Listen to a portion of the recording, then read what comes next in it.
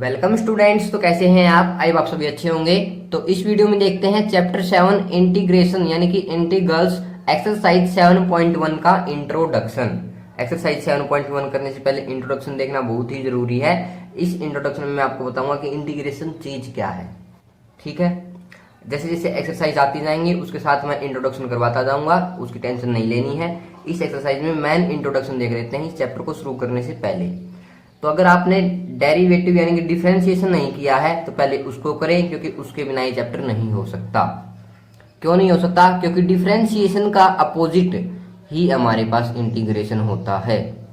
Integration की definition पढ़ते हैं, it is A reverse process of differentiation.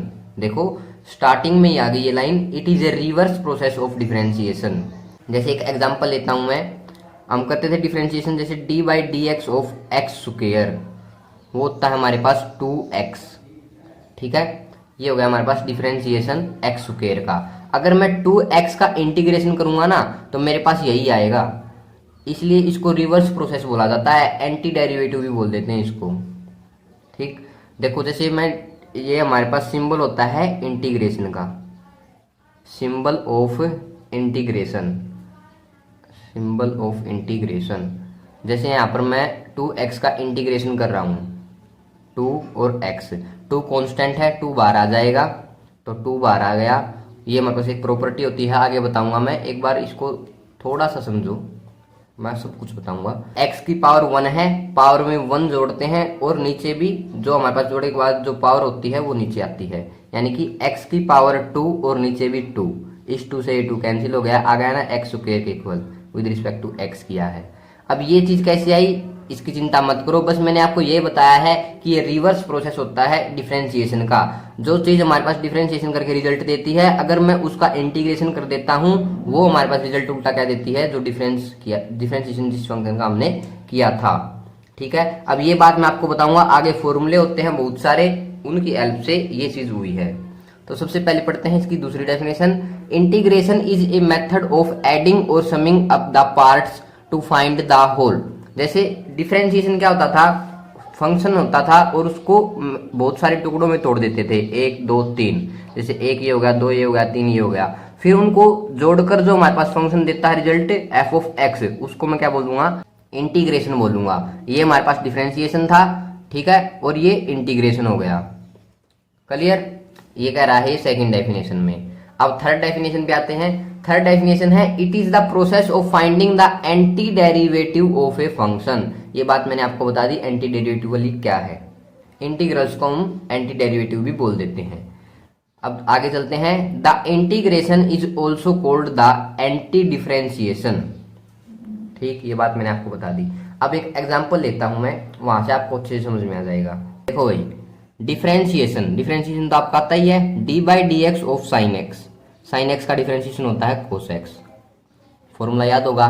लेकिन यहां पर क्या हो जाएगा, इंटीग्रेशन। अब मैंने आपको बताया कि एंटी डेरिवेटिव है, इस चीज का मैं इंटीग्रेशन करूंगा तो मेरे पास साइन एक्स ही आएगा। तो कोस एक्स का क्या करना है, हमें इंटीग्रेशन करना है। कोस एक्स का इंटीग्रेशन होता है साइन एक्स के इक्वल। ये अपोजिट है, ठीक है ना। ये फॉर्मूले आपको आगे याद करवाऊंगा मैं, पूरे के पूरा पेज लिखा हुआ है मैंने, टेंशन मत लो। मैं एक बार दिखा देता हूँ आपको सारे के सारे फॉर्मूले। देखो ये मैंने सारे के सारे लिखे हुए हैं, एक बार आप समझो, सभी के सभी फॉर्मूले भी बताऊंगा आपको। एंटी डेरिवेटिव हो गया साइन एक्स का डिफरेंशिएशन कोस एक्स, और कोस एक्स का इंटीग्रेशन साइन एक्स। अब एक और बात आती है, प्लस में होता है सी। हर एक इंटीग्रेशन के रिजल्ट में प्लस में आपने सी करना है। अब ये सी यहाँ पर क्या है, कॉन्स्टेंट है भाई, कॉन्स्टेंट, और इसको हम बोलते हैं इंटीग्रैंड, इंटीग्रैंड।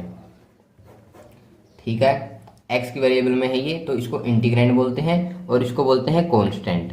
अब देखो ये कांस्टेंट क्या है, यहाँ पर अगर साइन यहाँ पर 4x होता फिर क्या करते भाई, जैसे साइन 4x, इस चीज का क्या करना, सबसे पहले तो डिफरेंशिएशन करो। डिफरेंशिएशन क्या हो जाएगा, कोस 4x और इंटू में 4, ये हो गया हमारे पास क्या, डिफरेंशिएशन। अब इस चीज का इंटीग्रेशन करना है, तो इंटीग्रेशन करो 4 cos 4x का, तो कांस्टेंट तो बाहर चला जाएगा, बाहर चला गया। हमें किस चीज का इंटीग्रेशन करना है, cos 4x का। अब देखो cos x का इंटीग्रेशन होता है sin x, तो यहाँ से 4 और साइन एक्स, एक्स मैंने मान लिया ये, तो साइन एक्स। अब ये मल्टीप्लाई में है ना, डिफरेंशिएशन में तो क्या होता था, मल्टीप्लाई में आगे आ जाता था, लेकिन इंटीग्रेशन में क्या हो जाएगा, नीचे चला जाएगा डिवाइड में। ठीक, क्लियर ये बात, बिल्कुल क्लियर होनी चाहिए। तो इस 4 से ये 4 कैंसिल, आ गया भाई साइन 4x। ये बात और समझ में आ गई आपको। मैं यहाँ पे सी का रोल बता रहा हूँ आपको, एक बार धीरे धीरे से समझो। अगर यहाँ पर होता आपके पास क्या चीज, साइन x प्लस में 8, तो D by D x of sine x plus में 8, इस चीज का डिफरेंशिएशन आपको पता होगा, कोस x प्लस में 0, 8 का डिफरेंशिएशन होता है 0।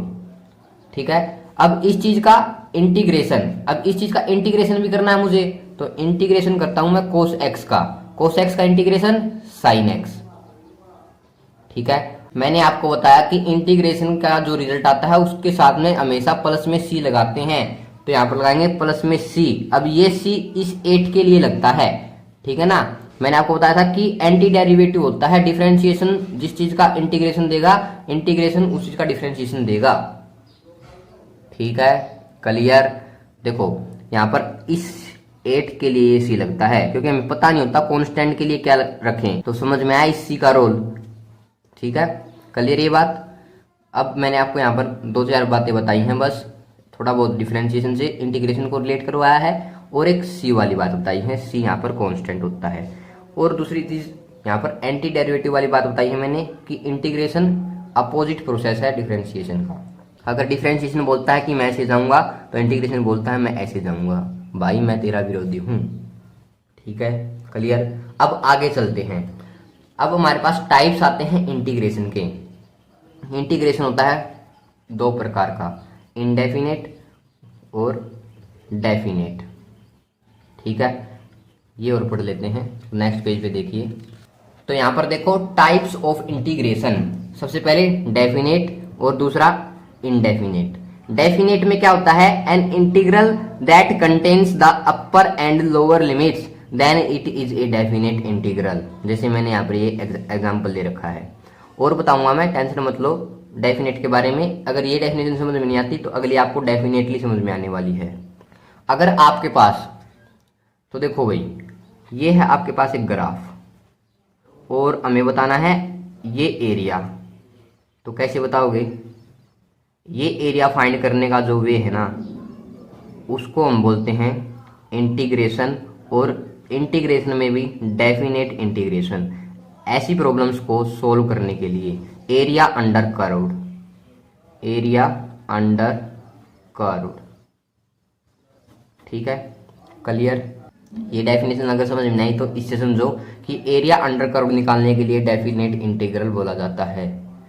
अब इनडेफिनेट पे आ जाते हैं। Indefinite integrals are defined without upper and lower limits, it is represented as, इसमें होता है कांस्टेंट वाला मैटर।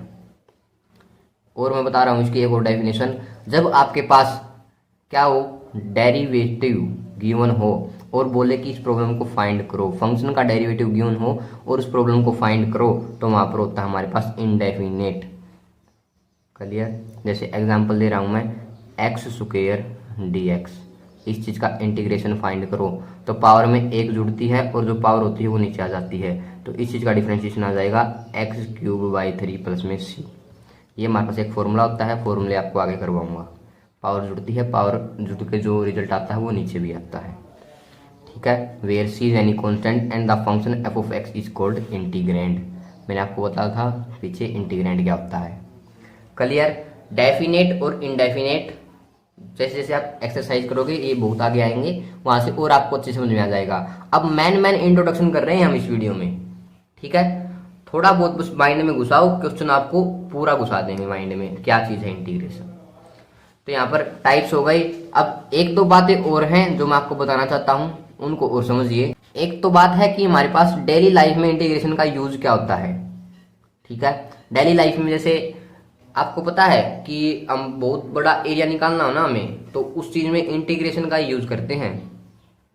जैसे center values of many things, center of gravity, center of mass, इन सब को निकालने के लिए हमारे पास क्या होता है, इंटीग्रेशन का यूज होता है। ठीक है, अब चलते हैं भाई फॉर्मूलेज की तरफ। अगर फॉर्मूले आपको आ गए तो हर क्वेश्चन चुटकियों में कर दोगे आप। तो आ जाते हैं फॉर्मूलोज की तरफ। देखो भाई, डेरिवेटिव और इंटीग्रेशन, बच्चे कंफ्यूज हो जाते हैं इनके फॉर्मूलेज में, तो मैंने यहाँ पर एक एक करके बताया डिफरेंशिएशन में। सबसे पहले देखो, डिफरेंशिएशन में अगर इस चीज का डिफरेंशिएशन करूंगा तो आएगा x की पावर n, और x की पावर n का इंटीग्रेशन करूंगा तो यही रिजल्ट आएगा, इसलिए बोलते हैं इनको एंटी डेरिवेटिव। डेरिवेटिव का अपोजिट प्रोसेस होता है इंटीग्रेशन, और इंटीग्रेशन का अपोजिट प्रोसेस होता है डिफरेंशिएशन। ठीक है, प्लस में सी आता है यहाँ पर, n नॉट इक्वल्स टू में 1। यही फॉर्मूला है वो मैंने आपको बताया था, जैसे x की पावर 2 का इंटीग्रेशन किया था, वहां पर रिजल्ट क्या गया था, एक्स क्यूब बाई, नीचे क्यूब पावर 3 है तो नीचे भी पावर 3, तो यहाँ पर प्लस में c। ठीक है, n+1 और n+1, n यहाँ पर क्या है, x की जो पावर है, तो पावर यहाँ पर 2 है, तो ये n का काम करेगी।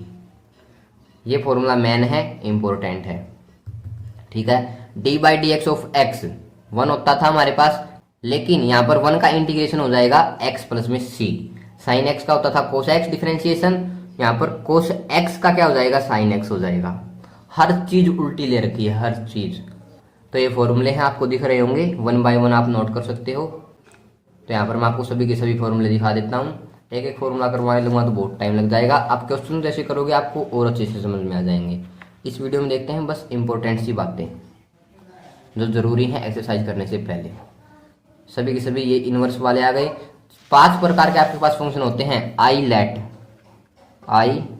Inverse, logarithm, algebraic, trigonometric, exponential.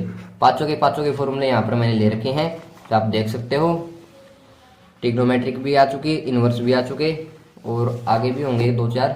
और ये हमारे पास e की पावर x एक्सपोनेंशियल वाले और लोगरिथम वाले भी सभी के सभी ले रखे हैं भाई।